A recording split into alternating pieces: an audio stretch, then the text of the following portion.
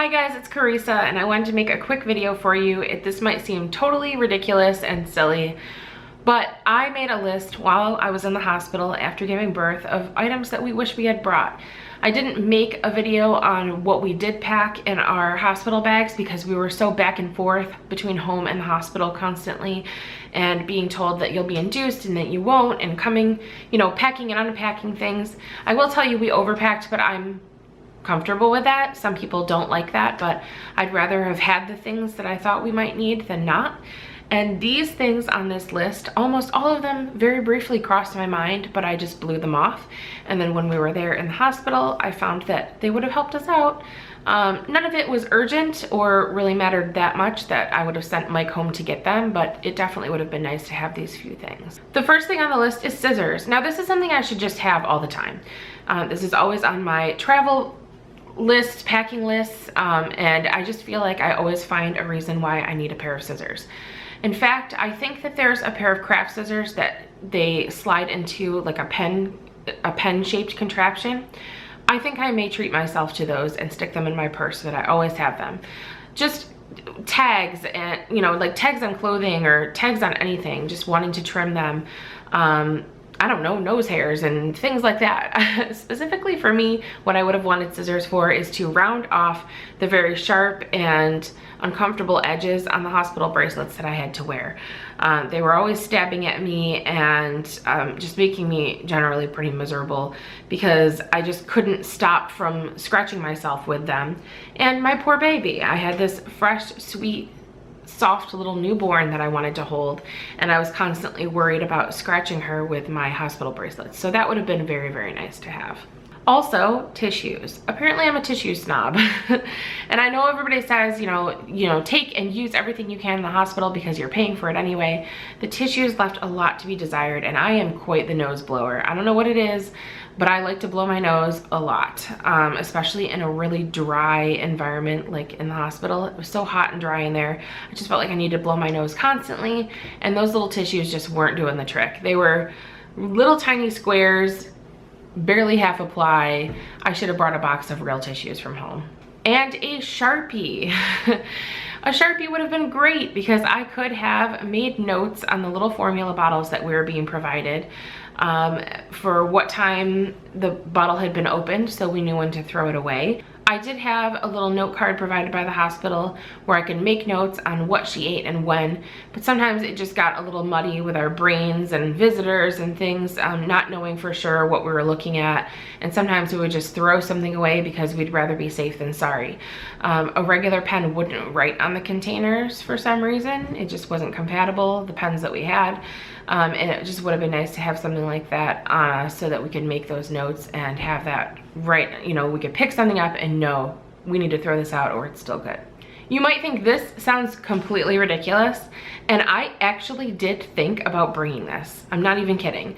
I have a clipboard in my house and I saw it in my living room before I left, and I just have it for like crafting purposes and like, for using my day planner and stuff. But I thought I should bring that. I might need it. And sure enough, it would have been great. And I know you're probably wondering, why would I need a clipboard in the hospital? Because they have that little table. Well, that table was almost always covered with stuff.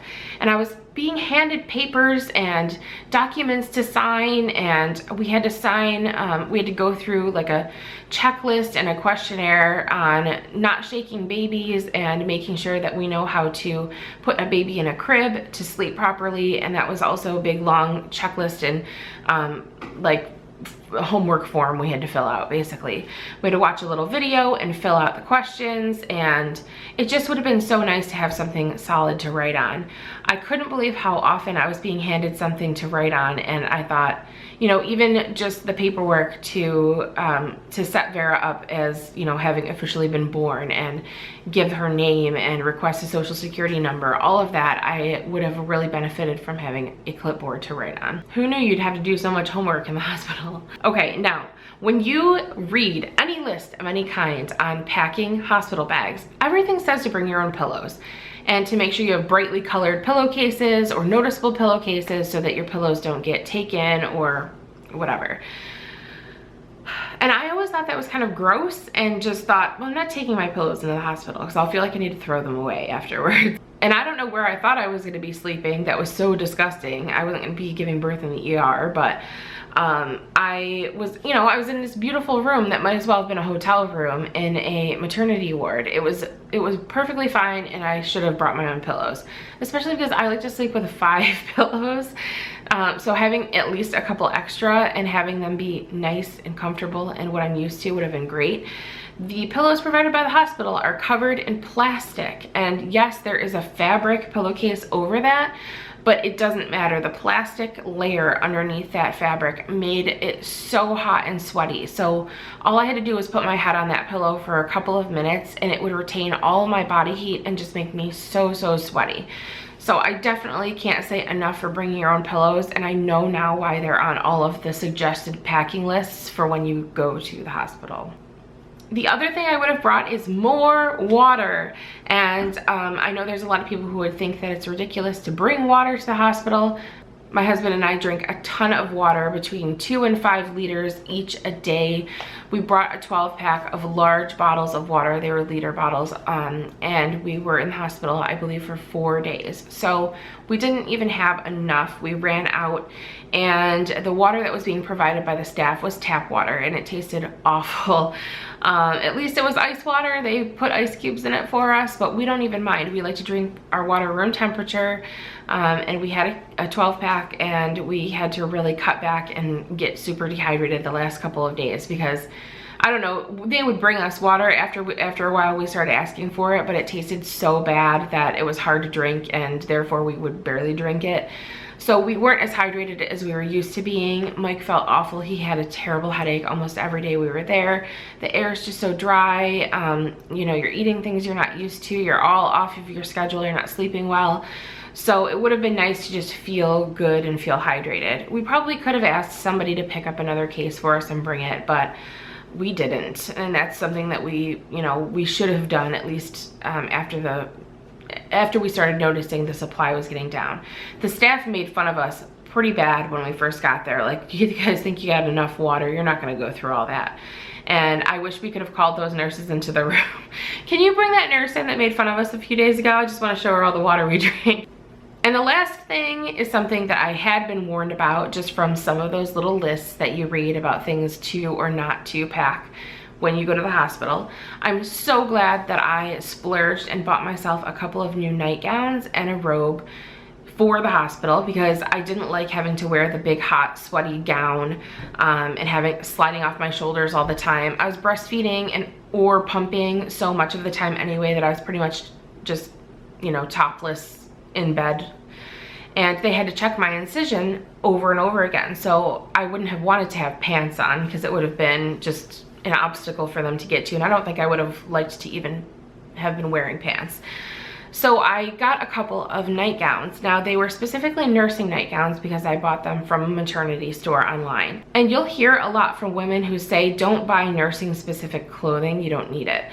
And I actually agree with that now. I didn't feel that I needed necessarily it to be a nursing nightgown, but I thought it would, you know, it doesn't hurt if it has that extra feature. But it does make it uncomfortable, and honestly, I didn't even use the little clip. I would just take just pull the top of the gown off. So it's better for skin to skin that way, and it's less to mess with, especially if it's something that you're not used to. Now I'm pretty well versed in it because I've been using nursing bras so much, but it still just made it uncomfortable and there was a little bit too much going on. But it was nice to have nice new nightgowns. I know people say don't get new things because you'll probably ruin them or you'll get blood on them or whatever, but the way I saw it is they were black. I didn't care if they got stained. I would either keep them or not after the fact. I used a coupon, got a really good price, and nothing else I had from home would have been appropriate. It wouldn't have fit properly. So yes, I was glad that I had nightgowns in general, but it would have been perfectly fine to get something just from Target that wasn't meant for breastfeeding, because I could have just pulled the strap down and been just as comfortable and maybe not spent as much money. So that is it. That's my weird little list of things that I wish we had brought to the hospital. Mike and I made sure to jot those notes down while we were there for you, because It was stuff that we either wouldn't have thought of or we thought of and talked ourselves out of, and it wouldn't have really made that big a difference to pop those things in our bag. Although bringing my own pillows would have been a huge ordeal. What do? Stick those in a big trash bag and throw them over your shoulder like you're Santa? If you guys have anything that you would like to add to that list, please leave it in the comments below. I'm very curious. Or if there's anything that you brought that people told you not to, that you were so glad you had. I don't know, I'm nosy. I just want to know. Thank you so much for watching. I'll talk to you guys soon.